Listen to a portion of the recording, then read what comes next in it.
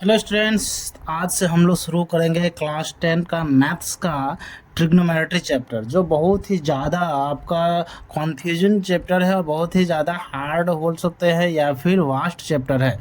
तो इसे हम लोग बहुत ही आसान तरीके से, एकदम इजी तरीके से कैसे पढ़ेंगे, चलिए देखते हैं। आप और हम मिलकर इस चैप्टर को इजी तरीके से सारे कॉन्सेप्ट को सीखते हुए हम लोग सीखेंगे, ठीक है। तो सबसे पहला तो है आपका इस चैप्टर का थोड़ा सा कॉन्सेप्ट जानना पड़ेगा कि चैप्टर में है क्या। तो ये ट्रिग्नोमेट्री का 8.1 आज हम लोग सीखेंगे। 8.1 सीखने से पहले आपको कुछ इस बारे में जानना चाहिए कि ट्रिग्नोमेट्री है क्या, ये ट्रिग्नोमेट्री का क्या रूल्स होती है, ट्रिग्नोमेट्री क्या क्या उसका सिंबल्स होती है, या फिर वो सब। अगर ये पहली बार आप पढ़ रहे हैं तो एकदम बेसिक से आपको जानना चाहिए, जिससे आपको ये पता चले कि हाँ, ट्रिग्नोमेट्री के बारे में कुछ नॉलेज आपको हो गया है, ठीक है। तो चलिए शुरू करते हैं। थोड़ी सी इसके बेसिक के बात करते हैं। तो सबसे पहला बेसिक इसका ये है कि इसमें आपको एक राइट एंगल ट्रायंगल को देखने को मिलेगा। क्या देखने को मिलेगा? Right angle triangle. आप बोलेगा राइट एंगल ट्रायंगल क्या होता है?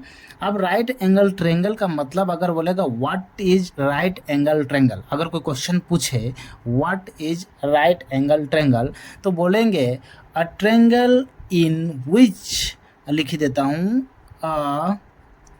triangle a triangle in a triangle in which a triangle in which one angle one angle is 90 degree, कितना? 90 degree is called right angle triangle, is called right angle triangle, ठीक है। ये क्या है? अब इसका क्या मतलब है, इसको बहुत इंपॉर्टेंट समझिएगा कि क्या मैंने बोला। अगर एक ट्रायंगल का विच वन, कोई एक समझ में आ रहा है आपको? एनी वन, कोई एक एंगल कितना डिग्री का होना चाहिए? 90 का होना चाहिए। मतलब एक राइट एंगल को हम ट्रायंगल बनाते हैं। ध्यान से समझिएगा। सबसे पहले ट्रिग्नोमेट्री में यही आपको समझना पड़ेगा कि जो ट्रायंगल होगा वो एक 90 डिग्री होना चाहिए, राइट एंगल ट्रायंगल होना चाहिए। तो देखिए ये जो एंगल है, इसका ये जो एंगल है ये कितना का है? 90 डिग्री का है, दिख रहा होगा। तो ये 90 डिग्री का है। अब यहाँ पर ये समझिएगा, ये जो पार्ट होता है इसी को हम लोग बोलते हैं बेस। क्या बोलते हैं? बेस, जिसको हम लोग बी से डिनोट करते हैं, ठीक है। ये जो वाला पार्ट है इसको बोलता हूँ ना परपेंडिकुलर। क्या बोलते हैं इसको? परपेंडिकुलर है, ठीक है। इसको हम लोग डिनोट करते हैं पी से। किससे डिनोट करते हैं? पी से। और इसको बोलते हैं हम लोग हाइपोटेनस, इसको डिनोट करते हैं एच से, ठीक है। इसको क्या बोलते हैं? हाइपोटेनस, ठीक है। तो ये हाइपोटेनस है, इसको डिनोट करते हैं हम लोग एच से। तो यहाँ ये समझिएगा परपेंडिकुलर है, ये बेस है और ये हाइपोटेनस है।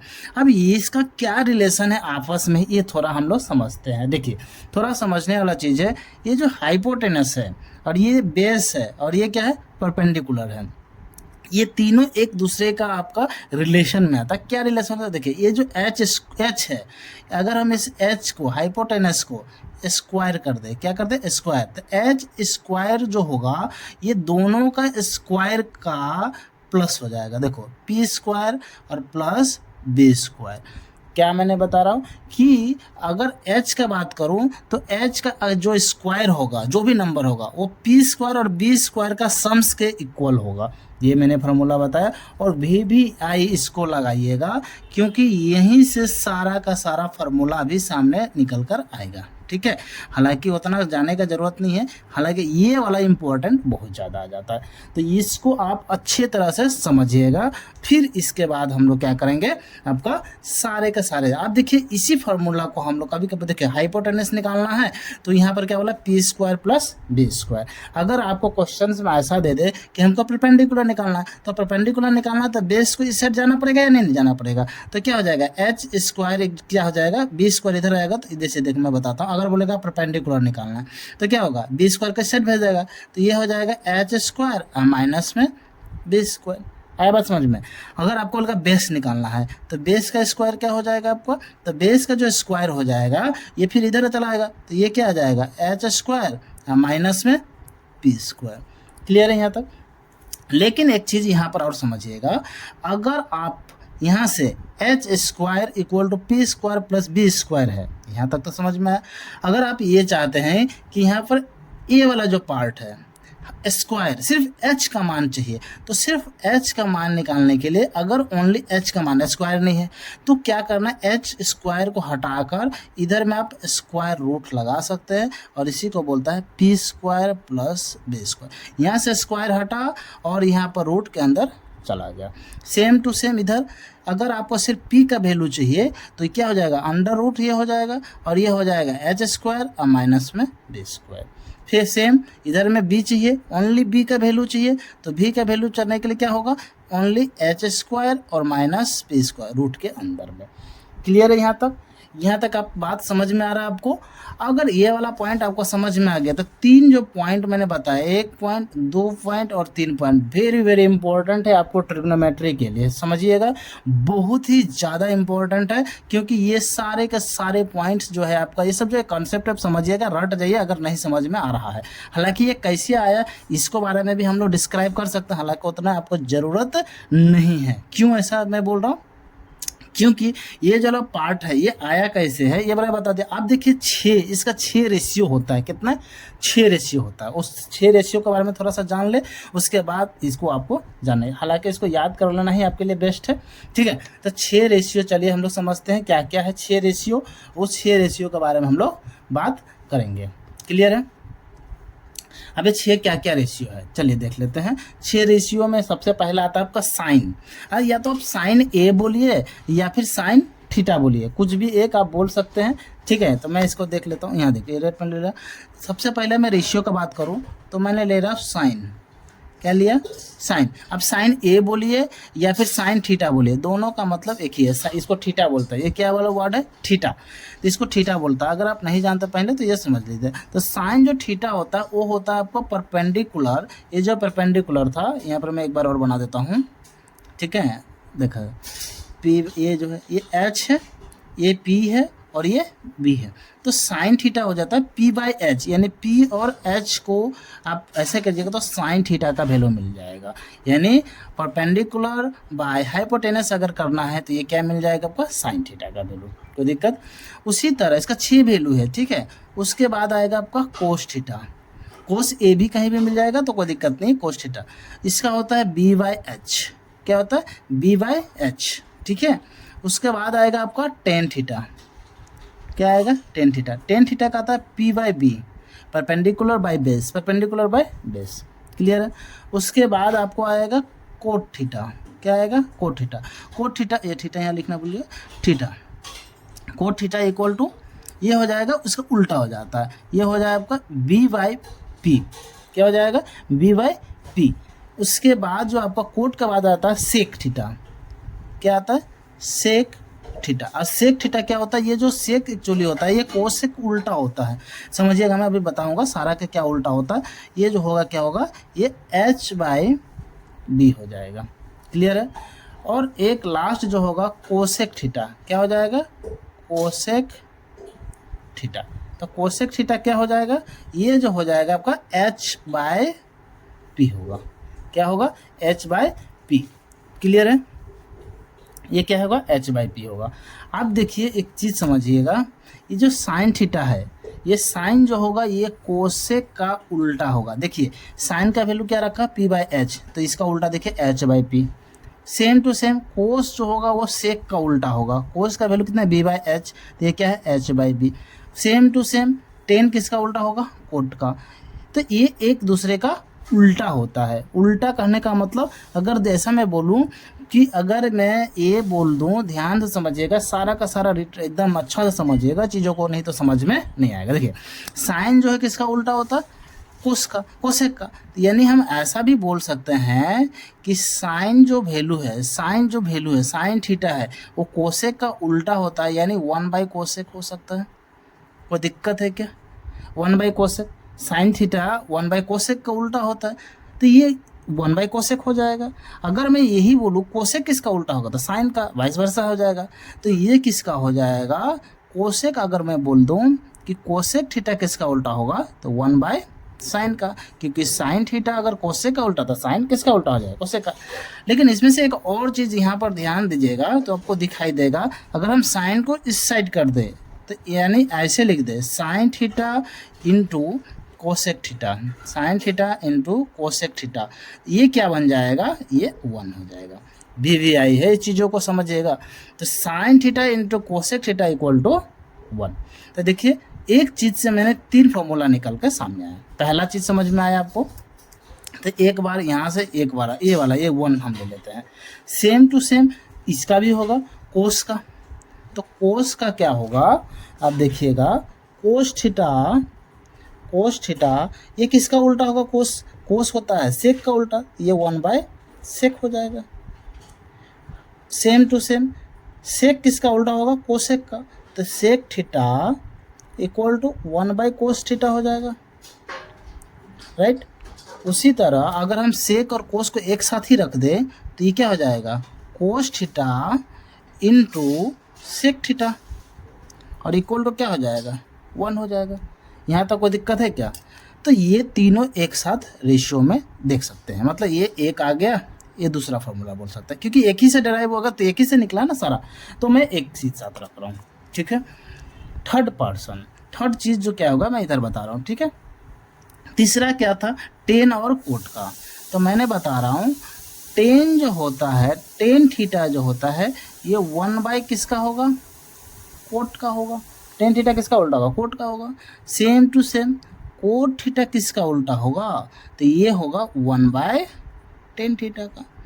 और अगर हम टेन को एक साथ ले जाए तो बोल सकता हूँ मैं tan theta into cot theta equal to क्या होगा, 1 होगा। कोई दिक्कत है यहाँ तक। तो ये वाला पॉइंट थर्ड पॉइंट था। तो यहाँ से आप लोग ये समझ पा रहे हैं, ये थर्ड नंबर, ये तीसरा पॉइंट है ना। अब यहाँ से चीज़ हम लोग एक दो चीज़ और समझिएगा, अच्छे से समझिएगा, जिससे आपको बेहतर से और समझ में अच्छा से आएगा, ठीक है। चलिए ये तुम आप लोग देख लिए, समझ में आया आपको। चलिए देख लेते हैं, और इसके साथ कुछ और फार्मूला है ना। तो कुछ और फार्मूला में क्या आ जाएगा, देखिए ध्यान से समझ, जो भी आप पढ़ रहे हैं ना बहुत इंपॉर्टेंट पॉइंट सब पढ़ रहे हैं, ध्यान से समझिएगा चीज़ों को। इसके बाद जो आपको आएगा फार्मूला नंबर जी कितना बोल, एक बोल सकता है, ये 2 3 4, ये चौथा आ जाएगा। तो ये देखिए, ये जो मैं बताने जा रहा हूँ ये टेन थीटा का तो आप एक चीज़ समझ गए थे कि टेन थीटा का फॉर्मूला क्या क्या था, 1 बाय कोट थीटा था। टेन थीटा का फॉर्मूला क्या था अभी बताया मैंने, ये क्या था टेन थीटा का, समझ सकते हैं। यहाँ पर देखिए tan theta equal to 1 by cot theta, फिर cot theta 1 by tan theta. लेकिन अगर हम टेन थीटा का एक और बात हूँ कि टेन थीटा जो होता है, टेन थीटा की जो फॉर्मूला होगा वो एक और होगा, वो होता है sin theta by cos theta, sine theta by cos theta. और इसी के साथ एक और बता दूं कि कोट थीटा, इस टेन का बात हो गया तो इसका होता है कोट थीटा। और ये कोट थीटा क्या होता है, ये उसका उल्टा हो जाएगा, यानी cos theta by sine theta. अब ये क्यों ऐसा मैं लिखा हूँ, देखिए मैं बता रहा हूँ, थोड़ा सा इसका एक्सप्लेन कर देता हूँ, ठीक है, जिससे आपको समझ में अच्छा। मैंने बताया था ना कि टेन थीटा का फॉर्मूला क्या होता है, टेन थीटा क्या होता है, P बाई बी होता है।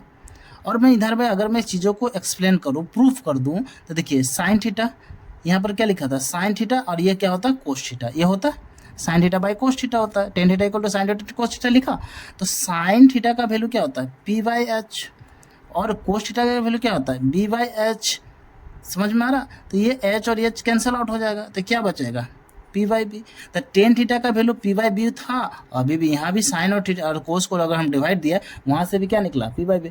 यानी सीधा सीधा हम बोल सकते हैं कि टेन थीटा का वैल्यू क्या हो रहा है, sin theta by cos theta. Same to same cot theta में भी यही होगा, कोट थीटा का वैल्यू क्या होता है B बाई पी। अगर B बाई पी है तो ये मैंने क्या बोला था, cos theta by sine theta भी होता है, ये भी होता है कोट का वैल्यू। तो ये अगर हम कोस थीटा का वैल्यू देखें तो ये होता है B बाई एच, और साइन का वैल्यू क्या होता है P बाई एच। यहाँ से H कैंसिल हो गया तो क्या बचेगा B बाई पी। तो बी बाई पी किसका था, कोट का भी था और साइन और कोस का भी है, तो इसीलिए कोट का वैल्यू हम लोग कोस बाय साइन भी लिख सकते हैं और टेन का वैल्यू साइन बाय कोस भी लिख सकते हैं। वेरी वेरी इंपॉर्टेंट है ये बहुत बार आपका क्वेश्चंस में लगेगा। क्लियर है। इसे एक और फार्मूला साथ में देख लेते हैं, ऐसे एक नहीं बोल सकते, 3 है और साथ में 3 देख लेंगे, इसके बाद आपका ये 8.1 हम लोग शुरू कर सकते हैं। ठीक है, 3 फार्मूला और है। 3 फार्मूला देखने के बाद आपको एकदम बेस्ट हो जाएगा, आप ट्रिग्नोमेट्री 8.1 में डायरेक्ट शिफ्ट हो सकते हैं। देखिए फार्मूला नंबर आप जो भी है नंबरिंग आप दे सकते हैं, हालांकि यहाँ पर देना मैंने नंबरिंग नहीं दे रहा हूँ। ठीक है, देखिए फॉर्मूला होता है क्या, sin square theta, sin square theta plus cos square theta, sin square theta plus cos square theta equal to 1 होता है। मैंने क्या बोला, sin square theta plus cos square theta equal to 1। इसी को अगर हम और थोड़ा इसी को हम थोड़ा सा इसको इस साइड दे दें तो देखिए क्या क्या बनेगा, साइन स्क्वायर थीटा बराबर कोस को इस साइड भेज देते क्या हो जाएगा, 1 माइनस कोस स्क्वायर थीटा, ये बचेगा। अगर हम साइन को इस साइड भेजें, कोस को ऐसे ही रखें तो क्या बचेगा, cos square theta equal to 1 minus, sin को इधर भेज देगा तो क्या हो जाएगा, 1 माइनस साइन स्क्वायर थीटा। तो देखिए एक फॉर्मूला था ये वाला, मैंने इसको समझाया कि sin square theta plus cos square theta equal to 1 होता है और इसी से मैंने 2 एक्स्ट्रा निकाल कर सामने लेकर आ गया है ना। सेम टू सेम आपको जिस तरह साइन का निकाले उसी तरह 2 और है, जैसे कि पहला और देख लेते हैं, साइन का हो गया, उसके बाद होता है sec, sec square theta minus tan square theta equal to 1 होता है। क्लियर है। अब यहाँ पर ये देखिए मैं इसको ये हेडिंग कर देता हूँ, sec square theta minus tan square theta equal to 1। अब इसी से हम लोग निकालेंगे, देखिए पॉइंट नंबर 1 देता हूँ, 10 को उस साइड भेज दीजिए तो क्या हो जाएगा, sec square theta equal to 1, इस साइड जाएगा तो क्या हो जाएगा, प्लस 10 स्क्वायर थीटा। अगर हम 10 को रखें, अब यहाँ पर देखिए 10 को इस साइड दिया तो प्लस हो गया, अगर हम 10 को रखें और बाकी तो इधर में तो क्या होगा देखिएगा, तो ये तो माइनस में आ जाएगा, 10 माइनस में है तो 10 को उस साइड रख देते हैं, -1 को इधर लेकर आ जाते हैं, यानी कि ऐसा हम बोल सकते हैं 10 स्क्वायर थीटा, 10 को माइनस था तो उसका उस साइड ले गया। ठीक है, तो यहाँ क्या बचेगा, सेक स्क्वायर थीटा और प्लस 1 को इधर लाएंगे तो क्या हो जाएगा, -1। क्लियर है यहाँ तक, तो ये भी आपको समझना चाहिए। ठीक है, एक और इसका लास्ट वाला पॉइंट बच जाता है, चलिए उससे भी हम लोग समझते हैं। क्लियर है, एक बार लास्ट है वो उसको समझ के उसके बाद हम लोग 8.1 अभी शुरू कर देंगे। ठीक है, तो लास्ट पॉइंट क्या हो जाएगा, cosec square theta, cosec square theta minus cot square theta equal to 1। यहाँ से फिर से मिल गया 1, देख रहे हैं ये क्या मिल गया, फिर से 1, मतलब आपको यहाँ टोटल 3 फार्मूला था, 1 नंबर, ये 2 नंबर और ये 3 नंबर। इस 3 में से हर एक में 2 एक्स्ट्रा आ रहा है, इसमें से भी आएगा, तो इसको इस साइड कर दिया जाए तो क्या बन जाएगा, cosec square theta equal to 1 plus cot square theta. अगर हम कोट को रखें, कोट को इस साइड कर दे सेम टू सेम, तो एक एक्स्ट्रा पॉइंट यहाँ से भी बन जाएगा, देख लेते हैं। तो देखिए, तो कोट को अगर हम इस साइड करते हैं तो क्या बनेगा, कोट स्क्वायर थीटा, इसको इस साइड ले गया, माइनस है तो इस साइड ले गया प्लस, और ये 1 है प्लस में इसको इस साइड लेकर आते हैं तो क्या आ जाएगा, कोसेक स्क्वायर थीटा -1। तो ये भी बड़ा पार्ट यहाँ से बन गया, ये 3 इसका पॉइंट है। क्लियर है यहाँ तक।